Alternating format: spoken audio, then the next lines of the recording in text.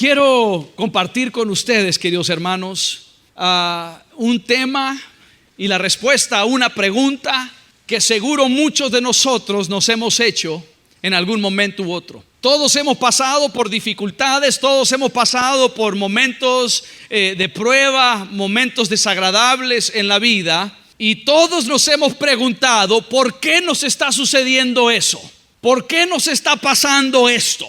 Y la pregunta surge: ¿por qué le pasan cosas malas a la gente buena?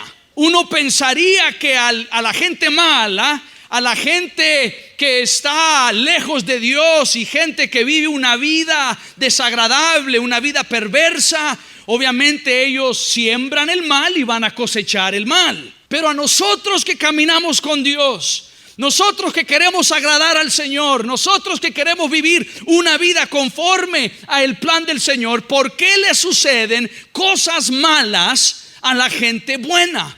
Y hay un relato en las Sagradas Escrituras donde un varón de Dios se hizo esa pregunta. Y quiero que vaya conmigo a Jueces capítulo 6. Jueces capítulo 6. Ahí tenemos el relato de un hombre llamado Gedeón. Y solo para que usted conozca un poquito el contexto en el cual Gedeón vivía, quiero que leamos los primeros versículos de Jueces 6. Entonces mire, vaya conmigo. Y mire, si usted está tomando notas, hágalo, le va a ayudar y le va a bendecir. Le voy a compartir 8 puntos, 8 principios, y después le voy a hablar de 3 cosas más. Entonces y le voy a dar pasajes para cada una de esas cosas. Pero sí es mucha información y no tendré el tiempo para cubrir en detalle toda la información, pero quiero que usted la tenga. Entonces anote estos principios y anote los pasajes que le voy a estar dando, porque creo que le va a ayudar muchísimo. Entonces mire, en Jueces capítulo 6, empezando en el versículo 1, dice: los hijos de Israel hicieron ¿qué? Lo malo ante los ojos del Señor Jehová, y Jehová los entregó en manos de Madián por 7 años. Como la mano de Madián los oprimía cada vez más, es decir, no se estaba mejorando la situación, iba de peor en peor cada vez más, los hijos de Israel, por temor a los madianitas, se hicieron cuevas en los montes, cavernas y lugares fortificados. Pues sucedía que cuando Israel tenía algo sembrado, subían los madianitas y amalecitas y los hijos del oriente contra ellos. Subían y los atacaban, acampaban frente a ellos y destruían los frutos de la tierra hasta llegar a Gaza. No dejaban que comer en Israel, ni ovejas, ni bueyes, ni asnos. Con sus tiendas y sus ganados subían como una inmensa nube de langostas. Ellos y sus camellos eran ¿cuántos? Innumerables. Y venían a la tierra para devastarla. De este modo se empobrecía Israel en gran manera por causa de Madián. Este es el contexto. Esto es lo que está sucediendo aquí. El pueblo de Israel ha pecado, el pueblo de Israel le ha fallado al Señor. Entonces Dios ha permitido que este rey perverso venga con su ejército y con su gente para oprimir al pueblo de Israel, a tal grado que no hay forma en que ellos puedan tener una vida ni siquiera con semipaz, semi tranquila, de nada. Era una vida tan hostil que tenían que dejar sus casas, sus propiedades, tenían que irse a las montañas, a hacer cuevas, a hacer hoyos en las montañas para esconderse y tratar de sobrevivir. Y ese es lo que está sucediendo en la nación. Ese es el contexto de lo que pasa. El pueblo de Israel clama al Señor, y como Dios es tan bueno y tan lleno de misericordia, el Señor manda o levanta a un hombre llamado Gedeón, que él sea el libertador del pueblo. Entonces un ángel del Señor viene, se le aparece a Gedeón, y Gedeón está escondido está limpiando el trigo y está escondido, y llega el ángel del Señor y le dice: varón esforzado y valiente. Todo cobarde escondido, pero el Señor le dice: esforzado y valiente. Dios ve lo que usted y yo no vemos. Y entonces el Señor le dice: Dios te ha llamado para que seas el libertador de Israel. Y mire lo que Gedeón le pregunta a Jueces 6:13. Gedeón le respondió: ay, Señor mío, si el Señor Jehová está con nosotros, ¿por qué nos ha sobrevenido todo este mal? O todo esto. Si Dios está conmigo, si Dios me ama o si Dios nos ama, si somos hijos de Dios, ¿por qué nos encontramos en esta situación? ¿Por qué nos ha venido tanto mal? Y luego sigue preguntando: ¿dónde están todas esas maravillas que nuestros padres nos han contado? Ellos decían: no nos sacó el Señor Jehová de Egipto, y ahora el Señor Jehová nos ha desamparado y nos ha entregado en manos de los madianitas. ¿Dónde está Dios? ¿Dónde está el Dios que hace milagros? ¿Dónde está el Dios que puede hacer lo imposible? ¿Por qué nos encontramos en esta situación? Yo creo que todos nosotros en algún momento, tarde que temprano, nos hemos hecho esa pregunta. Enfrentamos una enfermedad y decimos: ¿por qué? ¿Por qué el cáncer? Si Dios me ama, ¿por qué pasó esto? Si Dios me ama, ¿por qué se murió mi padre? Si Dios me ama, ¿por qué Dios se llevó a mi bebé recién nacido? Si Dios me ama, ¿por qué esto? ¿Por qué lo otro? Y nos hacemos esas preguntas. Gedeón lo hizo. ¿Por qué nos suceden cosas malas a la gente buena? ¿Qué sucede? ¿Qué pasa?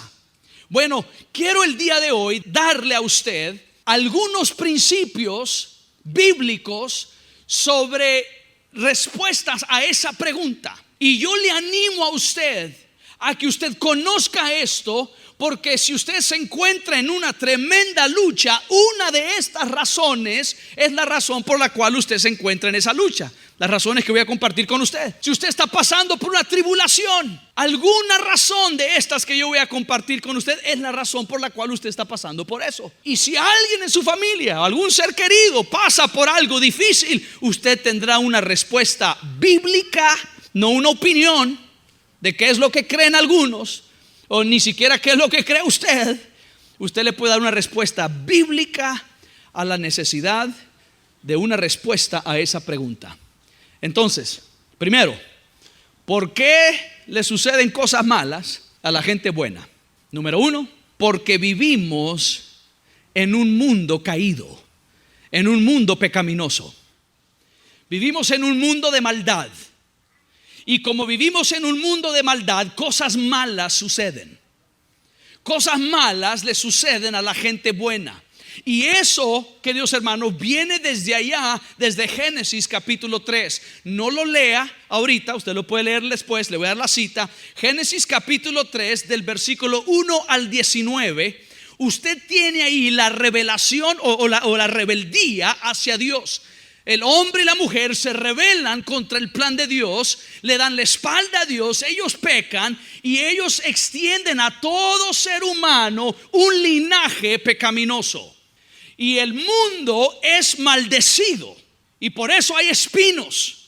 Por eso ahora tenemos que trabajar con el sudor de nuestra frente, por el pecado de nuestros primeros padres, Adán y Eva. Entonces vivimos en un mundo fallado, en un mundo caído. Y por esa simple razón, muchas cosas malas que le suceden a la gente buena suceden simplemente por eso. Y usted no puede hacer nada al respecto. Usted no podrá hacer nada al respecto hasta que el Señor no venga y se lo lleve. Pero mientras usted está en esta vida, usted tendrá que lidiar con esa verdad de que vivimos en un mundo fallado. Si usted está saliendo de su casa en la mañana y usted va rumbo al trabajo y usted ya va tarde, usted no salió temprano, usted ya va tarde, y usted se sube en su vehículo y usted empieza a conducir hacia el trabajo y el tráfico está terrible y usted está viendo el reloj y usted va tarde, y de repente usted escucha ¡pah! Se le ponchó la llanta y usted ya va tarde, y usted se baja del carro y dice: Señor, ¿por qué me pasó esto? Señor, ¿por qué hiciste esto? Y a lo mejor Dios no hizo nada. Y si no fue Dios, entonces: diablo mentiroso, ¿por qué me ponchaste la llanta? Y a lo mejor el diablo no hizo nada. ¿Qué si simplemente había un clavo en la calle. Y no es cuestión de que era un gran plan de Dios para enseñarte algo acerca de esa llanta ponchada. Que si no era el diablo hostigándote por esa llanta ponchada. Que si simplemente pasaste por un clavo, alguien dejó un clavo en la calle y se te ponchó la llanta. Vivimos en un mundo caído, fallado, en un mundo donde no todas las cosas nos van a ir bien. Y podemos culparle a la gente, podemos culpar a Dios y aún culpar a Satanás. Pero la verdad es que vivimos en un mundo pecaminoso, en un mundo fallado. Entonces las cosas malas le sucederán a la gente buena porque vivimos en un mundo pecaminoso. Número 2, pero también cosas malas le suceden a la gente buena por el pecado. Por pecado en nuestra vida. Como vivimos en un mundo pecaminoso, nosotros también somos pecadores. Ese linaje que nos entregó Adán y Eva nos dejaron un legado de pecado y de maldad. Hay un deseo innato en el ser humano de hacer lo contrario a lo que Dios ha pedido. Entonces, si algo nos está sucediendo, si algo malo nos está sucediendo, lo que debemos de hacer es examinarnos a nosotros mismos y asegurarnos que no es pecado propio, que no es pecado mío que está causando esa maldad. La Biblia dice: por cuanto todos pecaron y están destituidos de la gloria de Dios. Eso es Romanos 3:23. Entonces todos pecaron. El justo pecó y el injusto pecó. El bueno pecó y el malo pecó. Todos hemos pecado y todos tenemos esa tendencia a pecar. Y por nuestro pecado nos vienen cosas malas. Porque la paga del pecado es muerte. Entonces el pecado, queridos hermanos, escúcheme, el pecado no es terrible, no es feo, no es desagradable. El resultado del pecado sí lo es. El fruto del pecado es muerte. El resultado del pecado es algo terrible, pero el pecado en sí es algo atractivo. Y el enemigo nos dice: no hay nada malo con esto, pruébalo, entra en esto, haz aquí, haz allá. Al cabo solo estás robando un poquito, hay otros ladrones que roban más. Al cabo es solo una mentirita, hay otros que mienten más. Y nos convence de algo pequeño, de algo no tan serio, y después nos damos cuenta de la realidad, porque la paga del pecado es muerte. Entonces, ¿qué debe de hacer usted y qué debo de hacer yo? Debemos de hacer lo que nos dice allá en 1 Corintios capítulo 11, versículo 27. Se lo voy a leer. 1 Corintios 11, 27 dice: aquí el apóstol Pablo está hablando acerca de la cena del Señor y qué debemos de hacer antes de participar en la cena del Señor. Dice: de manera que cualquiera que coma o beba este pan indignamente será culpado del cuerpo y de la sangre del Señor. Por tanto, pruébese cada uno a sí mismo. Entonces, si yo estoy experimentando algo negativo en mi vida, si estoy viviendo algo difícil, algo malo en mi vida, yo debo de probarme a mí mismo. Yo debo de examinarme a mí mismo. ¿Será que yo estoy pecando? ¿Será que le estoy fallando al Señor? Y a veces fallamos, queridos hermanos, no conscientemente. A veces fallamos aún inconscientemente.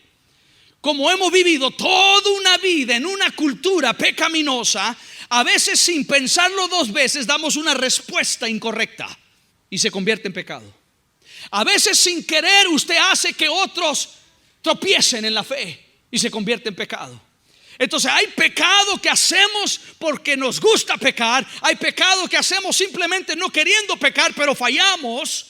Y nosotros debemos de aprender a constantemente examinarnos y llevar cuentas cortas con Dios. David es un ejemplo de eso y lo vamos a ver más adelante. Pero David no era un hombre perfecto. El rey David no era un hombre perfecto. Le falló a Dios muchas veces, pero él llevaba cuentas cortas con Dios. Inmediatamente cuando él fallaba, le pedía perdón al Señor. Le decía: Señor, restáurame el gozo de tu salvación. No quites de mí tu Santo Espíritu. Humillaba su corazón ante el Señor.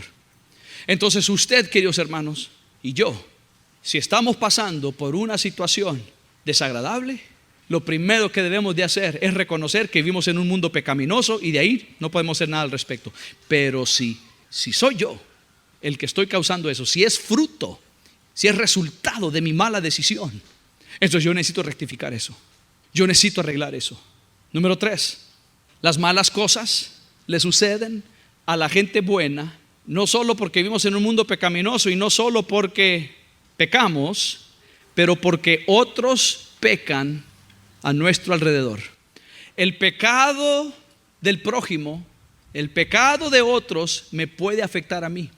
Ahora, usted no va a responder por el pecado ajeno. El pecado ajeno es el pecado del quien lo hizo, quien cometió el pecado. Pero el resultado, el fruto, la consecuencia de ese pecado, sí lo puede alcanzar a usted. Sí me puede impactar a mí. Entonces yo tengo que asegurarme que si yo no le he fallado al Señor, asegurarme que la gente en mi familia, que la gente con quien yo me rodeo, la gente en mi vida, tampoco le estén fallando al Señor. Y obviamente usted no puede obligar a alguien a no pecar, pero usted sí puede hacer algo al respecto. Si usted tiene amistades que están yendo en contra de los deseos y la voluntad del Señor, usted necesita, y le digo de todo corazón, usted necesita alejarse de ellos. Porque si no, usted también, aunque no sea su mal, no sea su pecado, usted también sufrirá la consecuencia del pecado de ellos. Mi esposa y su servidor estábamos en el centro comercial ayer y nos encontramos con unos amigos y estuvimos hablando del colegio y los compañeros de clase del colegio de nuestros hijos, y empezamos a hablar de los padres de esos compañeros de clase, y ellos dijeron algo. Dijeron: mire, pastor, nosotros no tenemos amistades con esos padres, porque ninguno de ellos andan en los caminos del Señor, y cada vez que se reúnen lo único que quieren es beber. Es guaro por aquí, es borrachera por acá, y es cosa por acá y cosas por allá. Y me gustó eso. ¿Por qué? Porque usted, bueno, yo no estoy bebiendo, yo no ando en guaro, yo no ando en esto, pero son ellos, pero usted anda allí. Le va a alcanzar a usted el mal de ellos. Se lo voy a comprobar. Hay muchos ejemplos en la Biblia, le voy a mencionar solo dos. Vaya conmigo a Josué capítulo 7.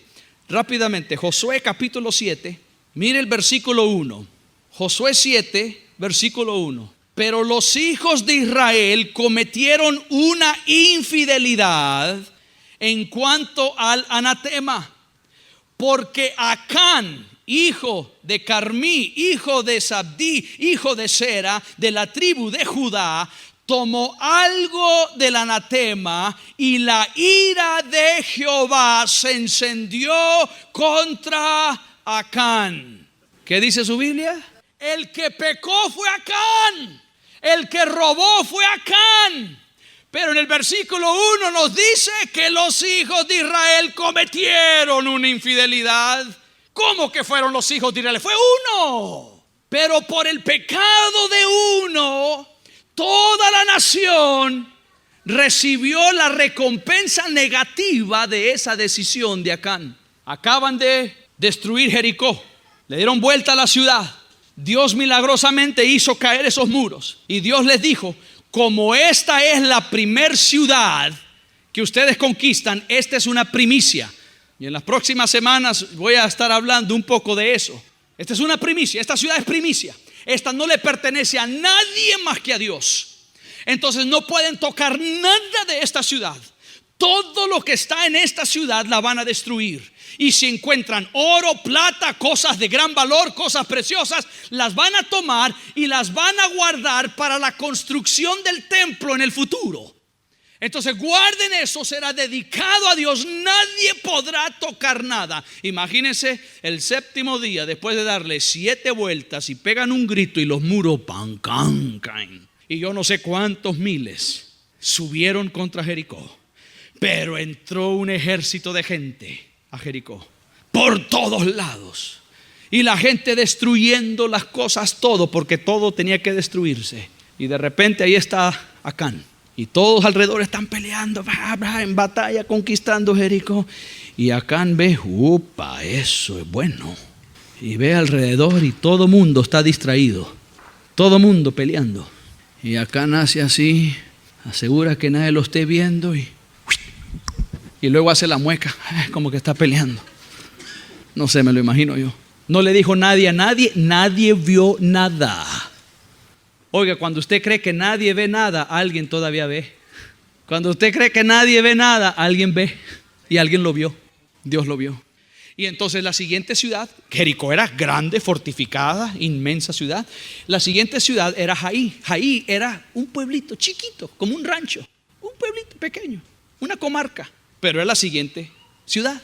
Entonces Cuando van a ir contra Jaí, le dicen a Josué: Josué, como es tan chiquito ese pueblito, no llevemos a todo el ejército, llevemos solo 3,000 hombres.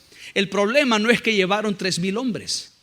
El problema es que Acán había robado de Dios lo que era consagrado a Dios.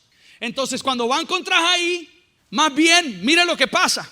Versículo 4, ahí mismo, Josué 7:4. Subieron allá del pueblo como 3,000 hombres, los cuales huyeron delante de los de Jaí. Los de Jaí les mataron a unos 36 hombres y los persiguieron desde la puerta hasta Sebarim y los derrotaron en la bajada, por lo cual el corazón del pueblo desfalleció y se volvió como agua.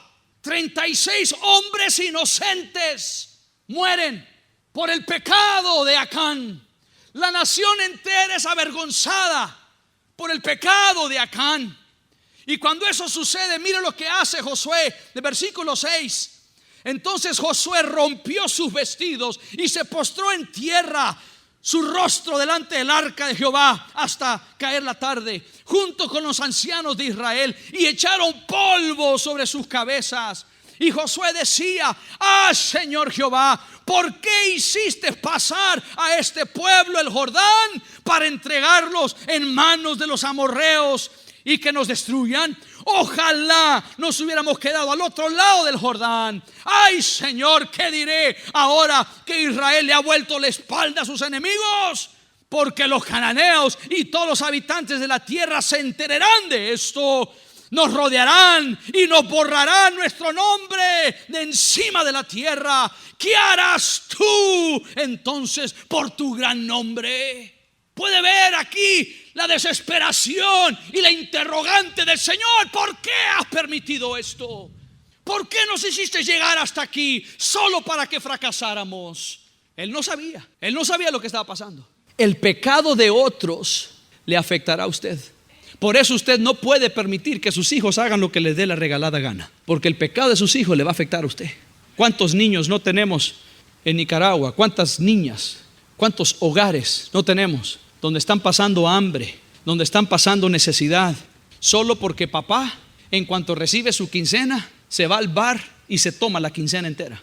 ¿Cuánta necesidad no están pasando hogares? Solo porque cuando papá recibe la quincena se va y se mete al casino y ahí deja la quincena. Y los niños inocentes pagando los pecados de los padres. Entonces usted tiene que asegurarse que usted no es uno que está pecando y que no son los que lo rodean a usted que están pecando. Acá no era uno que acaba de llegar. Él no era uno que llegó antier y no conocía qué está pasando. No, él bien sabía. Era un soldado, era un jefe de familia. Bien conocía que no podían tocar nada. Y todo el pueblo sufrió las consecuencias. Y luego mire el versículo 10. Mire cómo Dios trata con él, con Josué. Versículo 10 ahí, Josué 7:10. Jehová le respondió a Josué: levántate. ¿Qué estás haciendo? Levántate. ¿Por qué te postras así sobre tu rostro? Y luego le dice: el problema es que Israel ha pecado. Mire, Josué ahí está con orejas frías. Él no sabe qué está pasando. Es que Israel ha pecado y aún han quebrantado mi pacto, el que yo les mandé. También han tomado algo del anatema. Y mire lo que Dios le dice: y hasta lo han robado, han mentido y aún lo han guardado entre sus enseres, porque Acán fue y lo guardó debajo de su carpa. Y mire el versículo 12: si esto no le da temor a un hijo de Dios, yo no sé qué le va a dar. Por esto los hijos de Israel, su pueblo, sus hijos, no podrán hacer frente a sus enemigos, sino que delante de sus enemigos volverán la espalda, por cuanto han venido a ser anatema. No estaré más con vosotros si no hacéis desaparecer el anatema de en medio de vosotros. Queridos hermanos, con todo el amor, con todo el respeto les digo, esto va en contra de la doctrina popular hoy en día de la iglesia cristiana, de que yo puedo andar con mis pecaditos blancos, mis mentiritas blancas, y al cabo Dios me va a amar, al cabo Dios va a estar conmigo. Aquí Dios le dice, ustedes son mis hijos, yo les prometí esta tierra, ustedes solo tienen que venir a conquistarla, pero si ustedes no eliminan el pecado, así como los amo y así como les prometí esto y así como juré que se los iba a dar, se quedarán sin nada. Arreglen este asunto. Queridos hermanos, usted no puede jugar con el pecado. Usted no puede coquetear con el pecado. Esto es sumamente serio y el enemigo quiere convencernos que esto no es tan serio, que con que vengamos a la iglesia, con que digamos aleluya, con que nos sepamos algunos de los cantos que cantamos, estamos bien. El Señor les dice, yo no estaré donde hay pecado. Entonces, ¿qué es lo que el Señor le dice? Le dice, levántate, no me andes aquí llorando, ve a tratar este asunto. Y le dice, si no eliminas esto, no estaré con ustedes. Y entonces Josué tiene que investigar. Se cree que habían unos 4 o 5 millones de personas. ¿Dónde estará? ¿Quién será el culpable? Y empieza a investigar por tribu, por apellidos, por cabezas de hogares, hasta llegar con Acán. Y se lo dejo de tarea, usted lea lo que le pasó a Acán. Y no solo a Acán, a su señora, que también no sabía ya nada, a sus hijos, que también eran tan inocentes como el Lucas que le acabo de presentar, pagaron un precio muy duro por el pecado de alguien. Usted, sus hijos, sus nietos, pagarán un alto precio por sus pecados blancos, que no hay tal cosa. No juegue con eso. Mire, le voy a dar otro ejemplo. No, usted solo lo puede, ahí en 2 de Samuel 11, ahí está registrado. David, el rey David, ve a Betsabé y dice, voy a tomar esta mujer. Cuando se da cuenta que Betsabé está embarazada, cometió adulterio. Se da cuenta que Betsabé está embarazada, ¿qué hace? Llama a Urías. Urías es un soldado, un hombre fiel, un hombre en rectitud, un hombre leal. Está en la batalla y lo llama y le dice, oye, ven, pasa unos días aquí con tu esposa y estate tranquilo.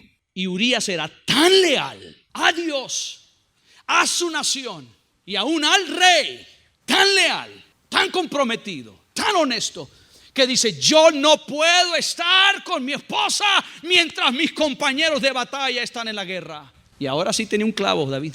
Y entonces, ¿qué hace?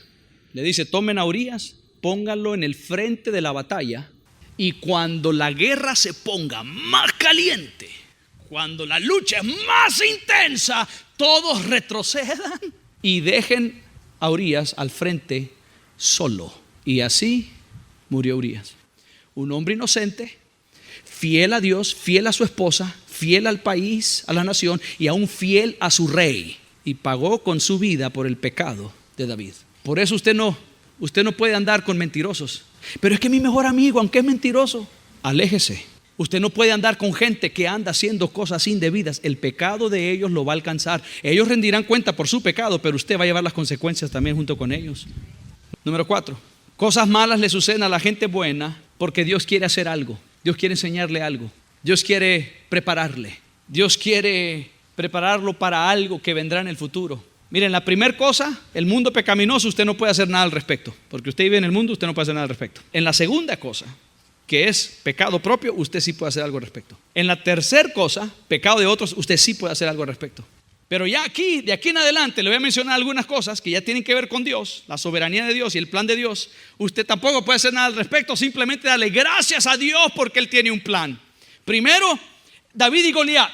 Le voy a dar solo el pasaje, no lo vamos a leer, anótelo. Primera de Samuel, capítulo 17, versículos 32 al 37. Primera de Samuel 17, 32 al 37. Aquí David va a darle alimentación a sus hermanos que están en la batalla y se da cuenta que está un gigante, Goliat, que sale todos los días a burlarse del pueblo de Israel, a blasfemar contra Dios, y todo mundo atemorizado, nadie hace nada. Y David dice, yo a este me lo echo a la bolsa. Bueno, yo no sé si dijo me lo echo a la bolsa, pero yo a este lo derroto, claro que sí. Y entonces lo llevan ante el rey Saúl y Saúl dice, no, si eres un chavalo, no, dice, y ahí está en los pasajes que le di. Él dice, cuando yo pastoreaba las ovejas de mi padre, venían osos, venían leones contra el rebaño.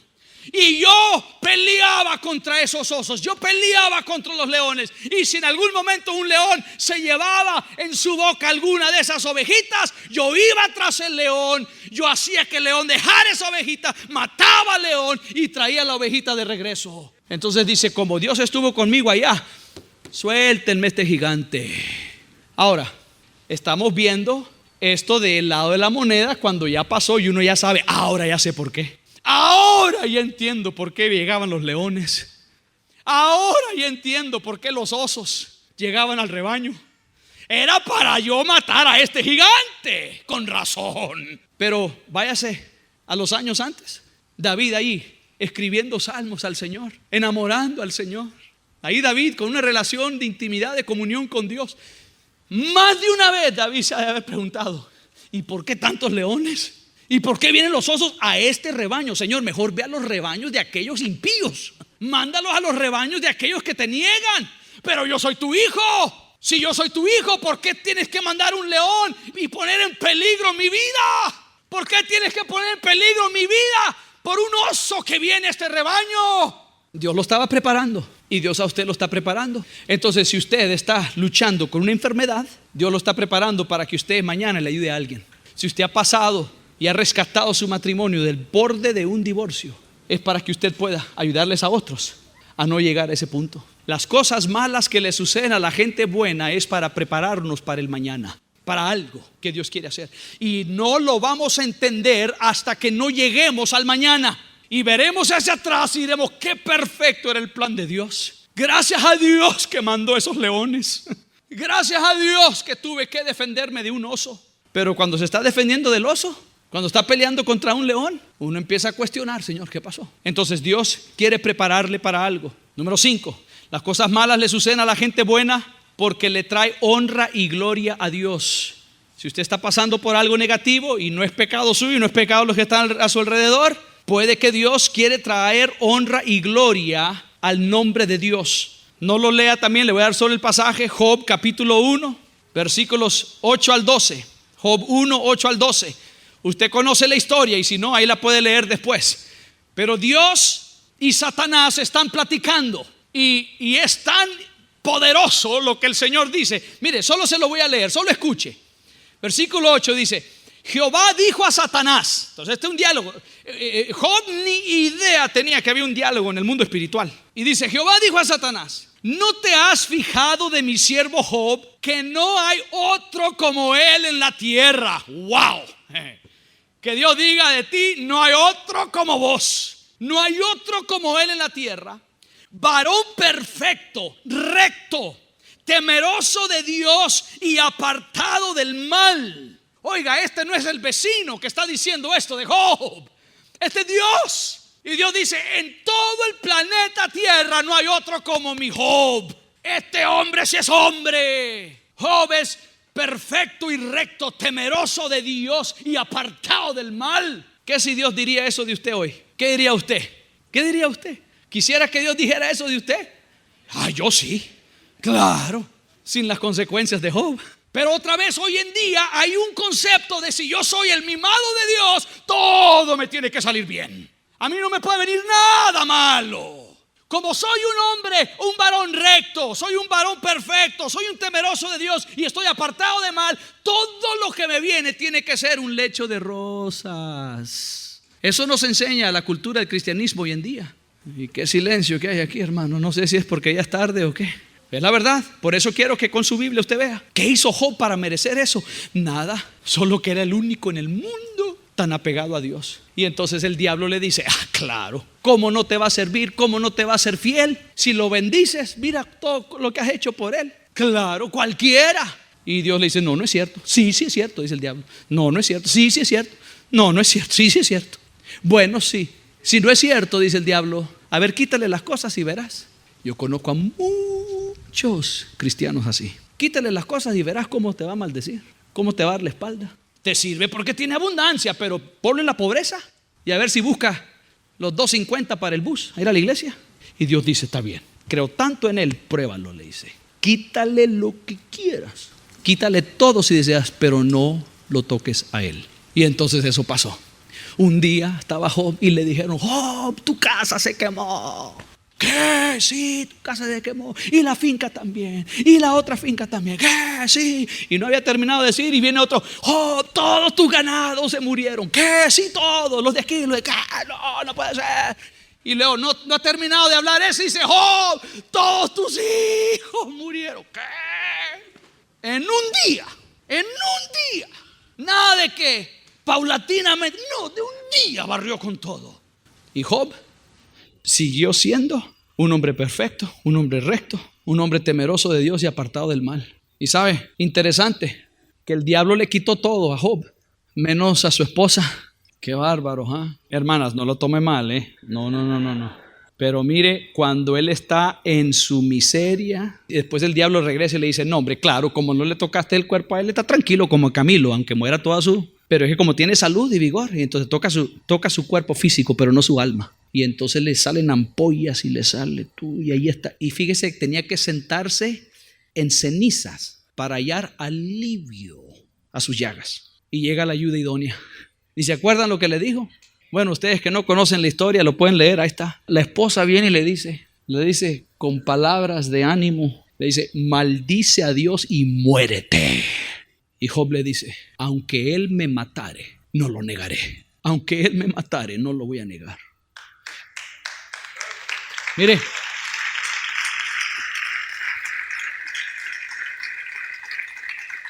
alguien en estos días me preguntó y me dijo, Pastor Natán, ¿usted por qué cree que Dios, si barrió con todos sus hijos y con toda la familia, por qué también no con la esposa? Si no era una señora buena, era una señora mala.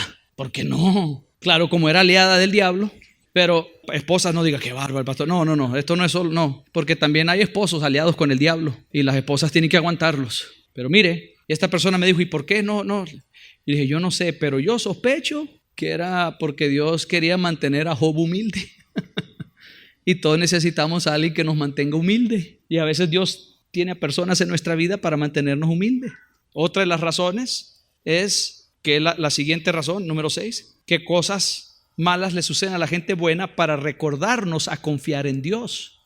Las cosas malas nos hacen depender de Él y confiar en Él. Segunda de Corintios, no lo lea, solo anótelo. Segunda de Corintios capítulo 12 versículos 7 al 10. Allí es donde el apóstol Pablo le dice al Señor, yo le he pedido a Dios que me quite este aguijón, y yo se lo he pedido, y como soy llamado por Él a ser apóstol, soy hombre de fe, le creo a Él, estoy cumpliendo con lo que Él me pide, yo le estoy rogando que me lo quite. ¿Y cuál es la respuesta de Dios? Bástate de mi gracia. Ahí voy a dejar ese aguijón. ¿Por qué? Yo creo que es lo mismo, para mantenerlo humilde. Ahí voy a dejar ese. Algunas personas creen que es alguna enfermedad, que es esto, que es lo otro. Yo personalmente pienso que es una persona, porque él se refiere a ese aguijón, un obrero de Satanás o mensajero de Satanás. Entonces Dios quiso que él tuviera un clavo ahí a la par constantemente, y Dios no se lo quitaba. Así como la esposa de Job. Y puede que hayan personas en su vida así, que ahí están solo para... Y usted dice, Señor, quítame este. Señor, si no te lo llevas, te lo mando. Y están ahí solo hincándole. Y Dios no se lo quita. Señor, ¿por qué? Señor, bástate de mi gracia. Dios quiere que usted dependa de Él. Número 7, las cosas malas le suceden a la gente buena para poder ayudar a otros.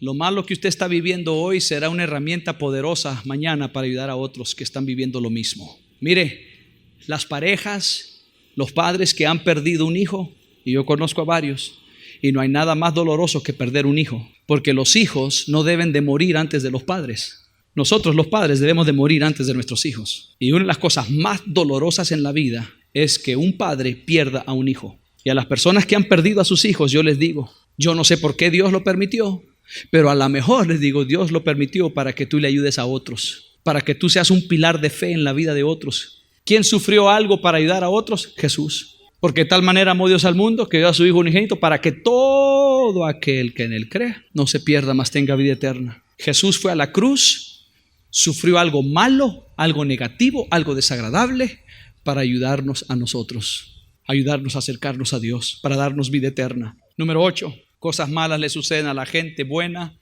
para recordarnos que aún no hemos llegado a casa. Nuestro hogar no es este mundo. Nuestro hogar es el cielo. Nuestro hogar celestial está siendo preparado por Dios para nosotros. Y como no hemos llegado allá, estamos en este mundo. Y escriba esta cita, Juan 16:33. Juan 16:33 dice: estas cosas os he hablado para que en mí tengáis paz. En el mundo tendréis aflicción. Ahí está. En el mundo tendréis aflicción. Usted va a tener aflicción en este mundo. Usted va a tener aflicción hasta que usted no se vaya a casa. Entonces no se le extrañe, no se sorprenda si usted vive una aflicción, porque usted no es de aquí. Y en este mundo las va a tener. Inicié con eso. Vivimos en un mundo pecaminoso, pero este mundo no es nuestro hogar. Entonces yo le he dado hoy 8 principios a la luz de la palabra para contestar esa pregunta: ¿por qué cosas malas le suceden a la gente buena? Yo no sé qué está pasando usted, yo no sé qué situación usted está pasando, pero la razón por lo que usted está pasando encaja en una de estas 8 razones. Asegúrese que no sea pecado propio o pecado de otros, porque de lo demás, gracias a Dios, porque si no es pecado suyo, está pasando por un problema, algo Dios le quiere enseñar para algo mejor. Y mire, aún si usted no le está sirviendo al Señor y si usted está cosechando la maldad de su pecado, aún ahí está la gracia y la misericordia de Dios, haciéndole a usted sufrir de su maldad para que usted se voltee a Dios. Aún en la mala cosecha del pecado vemos la gracia de Dios. Porque si usted estuviera pecando, si usted estuviera podrido en su pecado y usted feliz, sin ningún problema, ahí va a quedarse. Pero cuando empieza a venir los problemas y el fruto de ese pecado, ese es Dios diciéndole: cambia, aquí estoy, ven a mí, le voy a dar qué hacer. Ahora ya le di las razones del por qué vienen las cosas malas. Ahora yo como cristiano, yo como gente buena, ¿qué hago ante las cosas malas? ¿Cómo debo de reaccionar yo? ¿Cómo debe reaccionar usted ante estas cosas? Número 1, recuerde de confiar en Dios. Dios está en control. Dios está en control. Le voy a dar el pasaje, no lo lea, solo anótelo. Romanos 8:28 y Romanos 8:31 al 32. Dice: sabemos que además que los que aman a Dios, todas las cosas le ayudan a bien. Dios está en control. No veo yo un futuro, no veo yo una respuesta, pero Dios está en control. Ahí está. La segunda cosa: recuerde que Dios le ama más de lo que usted se imagina. Dios le ama tanto a usted. Romanos 8:35 y Romanos 8:37 al 39. Estos sí los quiero leer. Dicen: ¿quién nos separará del amor de Cristo? Y mire todas las cosas que menciona el apóstol Pablo. Mire las cosas agradables que menciona, tribulación, angustia, persecución, hambre, desnudez, peligro o espada. Antes en todas estas cosas somos más que vencedores por medio de aquel que nos amó. Versículo 38: por lo cual estoy seguro que ni la muerte ni la vida, ni ángeles ni principados, ni potestades, ni lo presente, ni lo porvenir, ni lo alto, ni lo profundo, ni ninguna otra cosa creada nos podrá separar del amor de Dios que es Cristo Jesús, Señor nuestro. Entonces, esté pasando usted una tribulación o lo que sea, nada lo va a separar del amor de Dios. Dios le ama. Entonces confíe en Dios. Dios está en control. Recuerde, Dios le ama. Usted no se suelte de esa palabra. Y la tercera cosa: usted siga hacia adelante. Siga hacia adelante. Mire adelante y siga adelante. Primera de Corintios 2:9 dice: antes bien, como está escrito, cosas que ojo no vio, que oído no oyó, ni ha subido al corazón del hombre, son las que Dios ha preparado para los que le aman. Usted no se puede ni imaginar lo que Dios tiene preparado para usted. Entonces siga adelante, siga adelante, no retroceda. En medio de la lucha, no retroceda. En medio de la dificultad, Dios está haciendo algo. No retroceda, porque usted ni se puede imaginar lo que Dios ya tiene en mente y preparado para usted.